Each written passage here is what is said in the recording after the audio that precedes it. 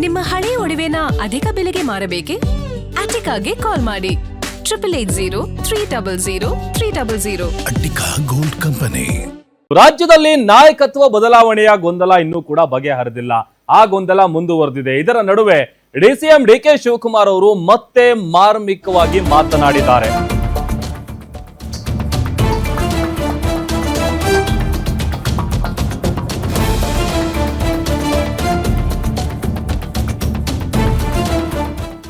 ಒಂದ್ ಕಡೆ ರಾಜ್ಯದಲ್ಲಿ ನಾಯಕತ್ವ ಗೊಂದಲ ಮುಂದುವರೆದಿದೆ, ಮತ್ತೊಂದ್ ಕಡೆ ಡಿಸಿಎಂ ಡಿಕೆ ಶಿವಕುಮಾರ್ ಮತ್ತೆ ಮಾರ್ಮಿಕವಾಗಿ ಮಾತನಾಡಿದ್ದಾರೆ.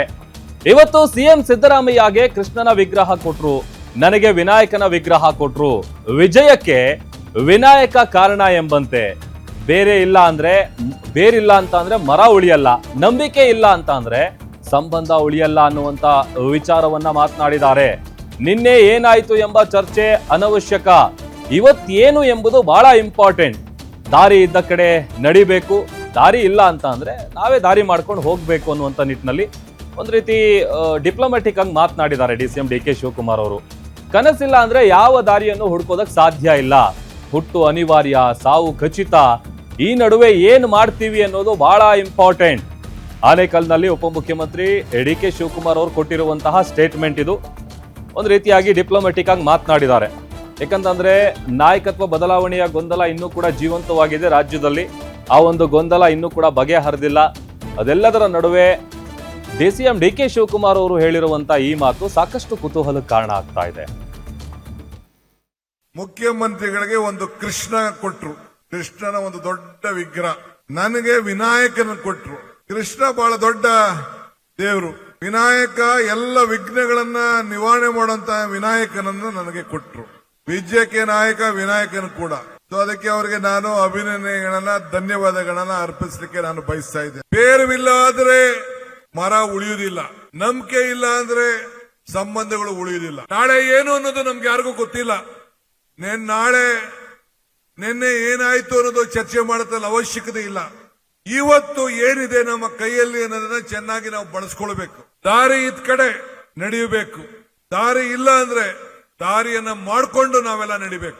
ಬೆಳಕೇ ಇಲ್ಲೇ ಅಲ್ಲ ಅಂದ್ರೂ ಕೂಡ ನಡಿಬಹುದು, ಆದ್ರೆ ಕನಸಿಲ್ಲ ಅಂತಂದ್ರೆ ಯಾವ ದಾರಿಯನ್ನ ನಡಿಲಿಕ್ಕೆ ಸಾಧ್ಯ ಇಲ್ಲ, ಹುಡುಕೊಂಡು ಹೋಗ್ಲಿಕ್ಕೆ ಸಾಧ್ಯ ಇಲ್ಲ. ಮನುಷ್ಯನ ಹುಟ್ಟು ಆಕಸ್ಮಿಕವಾದ್ದು, ಸಾವು ಅನಿವಾರ್ಯ, ಜನನ ಉಚಿತ, ಮರಣ ಖಚಿತ ಅಂತ. ಈ ಹುಟ್ಟು ಸಾವಿನ ಮಧ್ಯದಲ್ಲಿ ನಾವು ಏನ್ ಮಾಡ್ತೀವಿ ಅನ್ನೋದು ಬಹಳ ಮುಖ್ಯ. ಮುಖ್ಯಮಂತ್ರಿಗಳಿಗೆ ಒಂದು ಕೃಷ್ಣ ಕೊಟ್ರು, ಕೃಷ್ಣನ ಒಂದು ದೊಡ್ಡ ವಿಗ್ರಹ. ನನಗೆ ವಿನಾಯಕನ ಕೊಟ್ರು. ಕೃಷ್ಣ ಬಹಳ ದೊಡ್ಡ ದೇವರು. ವಿನಾಯಕ ಎಲ್ಲ ವಿಘ್ನಗಳನ್ನ ನಿವಾರಣೆ ಮಾಡುವಂತ ವಿನಾಯಕನನ್ನು ನನಗೆ ಕೊಟ್ರು. ವಿಜಯಕ್ಕೆ ನಾಯಕ ವಿನಾಯಕನ ಕೂಡ. ಸೊ ಅದಕ್ಕೆ ಅವರಿಗೆ ನಾನು ಅಭಿನಂದನೆಗಳನ್ನ, ಧನ್ಯವಾದಗಳನ್ನ ಅರ್ಪಿಸಲಿಕ್ಕೆ ನಾನು ಬಯಸ್ತಾ ಇದ್ದೇನೆ. ಬೇರುವಿಲ್ಲ ಆದ್ರೆ ಮರ ಉಳಿಯುವುದಿಲ್ಲ, ನಂಬಿಕೆ ಇಲ್ಲ ಅಂದ್ರೆ ಸಂಬಂಧಗಳು ಉಳಿಯುವುದಿಲ್ಲ. ನಾಳೆ ಏನು ಅನ್ನೋದು ನಮ್ಗೆ ಯಾರಿಗೂ ಗೊತ್ತಿಲ್ಲ. ನಿನ್ನೆ ಏನಾಯ್ತು ಅನ್ನೋದು ಚರ್ಚೆ ಮಾಡತಲ್ಲ ಅವಶ್ಯಕತೆ ಇಲ್ಲ. ಇವತ್ತು ಏನಿದೆ ನಮ್ಮ ಕೈಯಲ್ಲಿ ಅನ್ನೋದನ್ನ ಚೆನ್ನಾಗಿ ನಾವು ಬಳಸ್ಕೊಳ್ಬೇಕು. ದಾರಿ ಇದ್ ಕಡೆ ನಡೆಯಬೇಕು, ದಾರಿ ಇಲ್ಲ ಅಂದ್ರೆ ದಾರಿಯನ್ನ ಮಾಡಿಕೊಂಡು ನಾವೆಲ್ಲ ನಡಿಬೇಕು. ಬೆಳಕೇ ಇಲ್ಲೇ ಅಲ್ಲ ಅಂದ್ರೂ ಕೂಡ ನಡಿಬಹುದು, ಆದ್ರೆ ಕನಸಿಲ್ಲ ಅಂತಂದ್ರೆ ಯಾವ ದಾರಿಯನ್ನ ನಡಿಲಿಕ್ಕೆ ಸಾಧ್ಯ ಇಲ್ಲ, ಹುಡುಕೊಂಡು ಹೋಗ್ಲಿಕ್ಕೆ ಸಾಧ್ಯ ಇಲ್ಲ.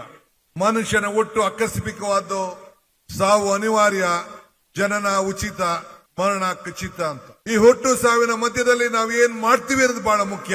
ಮುಖ್ಯಮಂತ್ರಿಗಳಿಗೆ ಒಂದು ಕೃಷ್ಣ ಕೊಟ್ರು. ಇದು ಡಿಸಿಎಂ ಡಿಕೆ ಶಿವಕುಮಾರ್ ಅವರು ಹೇಳಿರುವಂತ ಮಾತು ಗಮನಿಸ್ತಾ ಇದ್ವಿ. ಬೇರಿಲ್ಲ ಅಂತ ಅಂದ್ರೆ ಮರ ಇರಲ್ಲ, ಆಮೇಲೆ ಬೆಳಕಿಲ್ಲ ಅಂತ ಅಂದ್ರೂ ಕೂಡ ನಡಿಬಹುದು, ಬಟ್ ಆದ್ರೆ ಕನ್ಸಿಲ್ಲ ಅಂತ ಅಂದ್ರೆ ನಡೆಯೋದು ಕಷ್ಟ. ಆಮೇಲೆ ನಿನ್ನೆ ಏನಾಗಿದೆ ಅಂತ ಕುತ್ಕೊಂಡು ಯೋಚನೆ ಮಾಡೋದ್ರಲ್ಲಿ ಅರ್ಥ ಇಲ್ಲ. ಮುಂದೆ ಏನ್ ಮಾಡ್ಬೇಕು, ಆಮೇಲೆ ಈಗ ಹುಟ್ಟು ಉಚಿತ, ಸಾವು ಖಚಿತ, ಬಟ್ ಇನ್ ಬಿಟ್ವೀನ್ ಏನ್ ಮಾಡ್ತೀವಿ ಅನ್ನೋದು ಬಹಳ ಮುಖ್ಯ ಅಂತ. ಅದ್ರ ಜೊತೆಗೇನೆ ವಿಘ್ನಗಳ ಬಗ್ಗೆ ಮಾತಾಡ್ತಾ ಇದ್ರು. ತಮಗೆ ಕೊಟ್ಟಿರುವಂತ ಗಣೇಶನ ವಿಗ್ರಹ ಏನಿದೆ, ಎಲ್ಲ ವಿಘ್ನಗಳು ಸಹಜವಾಗಿ ಯಾವುದೇ ಸಭೆ ಸಮಾರಂಭ ಇರಲಿ ಅಥವಾ ಯಾವುದೇ ಒಂದು ಒಳ್ಳೆ ಕೆಲಸ ಮಾಡಬೇಕು ಅಂತಂದ್ರೆ ಮೊದಲಿಗೆ ವಿನಾಯಕನಿಗೆ ಪೂಜೆ ಮಾಡ್ತೀವಿ ಅಥವಾ ವಿನಾಯಕನಿಗೆ ಪ್ರಾರ್ಥನೆ ಮಾಡ್ತೀವಿ. ಸೊ ಅಲ್ಲಿಗೆ ಡಿಸಿಎಂ ಡಿಕೆ ಶಿವಕುಮಾರ್ ಅವರು ಒಂದು ಕಣ್ಣು ಮುಖ್ಯಮಂತ್ರಿ ಕುರ್ಚಿ ಮೇಲೆ ಇಟ್ಟಿದ್ದಾರೆ, ಜೊತೆಗೆ ಮುಖ್ಯಮಂತ್ರಿ ಆಗ್ಬೇಕು ಅನ್ನುವಂಥ ಚರ್ಚೆ ಕಾಂಗ್ರೆಸ್ ಸರ್ಕಾರ ಅಧಿಕಾರಕ್ಕೆ ಬಂದ ದಿನದಿಂದಲೂ ಕೂಡ ಅಸ್ತಿತ್ವದಲ್ಲಿದೆ. ಸೊ ಹಾಗಾಗಿ ಅವರನ್ನ ಸಿಎಂ ಮಾಡಕ್ ಬಿಡಬಾರ್ದು ಅನ್ನುವಂಥ ನಿಟ್ಟಿನಲ್ಲಿ ಸಾಕಷ್ಟು ವಿಘ್ನಗಳು ಕೂಡ ಎದುರಾಗ್ತಾ ಇತ್ತು. ಅದನ್ನೇನಾದ್ರೂ ತಲೆಯಲ್ಲಿ ಇಟ್ಕೊಂಡು ಅವ್ರು ಮಾತನಾಡಿದಾರ? ಬಿಕಾಸ್ ಒಂದ್ ಕಡೆ ನಾಯಕತ್ವದ ಗೊಂದಲ ಇದೆಯಲ್ಲ, ಆ ಗೊಂದಲದ ವಿಚಾರವಾಗಿನೇ ಇವ್ರು ಈ ರೀತಿಯಾಗಿ ಇಂಡೈರೆಕ್ಟ್ ಆಗಿ ಅಥವಾ ಡಿಪ್ಲೊಮ್ಯಾಟಿಕ್ ಆಗಿ ಮಾತನಾಡಿದ್ರ ಅನ್ನುವಂಥ ಚರ್ಚೆಗಳು ಕೂಡ ರಾಜಕೀಯ ಪಡಸಾಲೆಯಲ್ಲಿ ನಡೀತಾ ಇದೆ. ಬಟ್ ಓವರ್ ಆಲ್ ಆಗಿ ನಾವು ಗಮನಿಸಿದ್ರೆ, ಬಿಕಾಸ್ DCM DK ಶಿವಕುಮಾರ್ ಅವರು ಸಹಜವಾಗಿ ಒಂದ್ ರೀತಿ ನೇರವಾಗಿ ಏನು ಹೇಳಲ್ಲ, ಬಟ್ ಈ ತರದ ಒಂದು ಸೆನ್ಸಿಟಿವ್ ವಿಚಾರ ಅಂತ ಬಂದಂತ ಸಂದರ್ಭದಲ್ಲಿ ಅದನ್ನೇ ಉದ್ದೇಶವಾಗಿ ಇಟ್ಕೊಂಡು ಏನಾದ್ರೂ ಆ ತರದ ಮಾತುಗಳನ್ನ ಆಡಿದ್ರ ಮಾರ್ಮಿಕವಾಗಿ ಗೊತ್ತಿಲ್ಲ. ಬಟ್ ಆದ್ರೆ ಅವ್ರು ಮಾತಾಡಿರೋ ಮಾತಿಗೂ ಸದ್ಯ ರಾಜ್ಯ ರಾಜಕಾರಣದಲ್ಲಿ ಆಗ್ತಾ ಇರುವಂತ ಒಂದಷ್ಟು ಬೆಳವಣಿಗೆಗಳಿಗೂ ಸಿಂಕ್ ಆಗ್ತಾ ಇದೆ.